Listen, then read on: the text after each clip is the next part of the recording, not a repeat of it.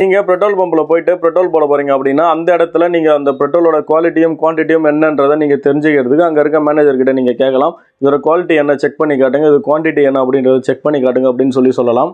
பெட்ரோலோட ஒரு டென்சிட்டி என்ன அப்படின்றத நீங்கள் தெரிஞ்சுக்கலாம். அதோட அடர்த்தி என்ன, பெட்ரோலோ டீசலோ எதுவாக இருந்தாலும் அதோட அடர்த்தி என்ன அப்படின்றத நீங்கள் கண்டிப்பாக அங்கே இருக்க மேனேஜர்கிட்ட கேட்டு தெரிஞ்சுக்கலாம்.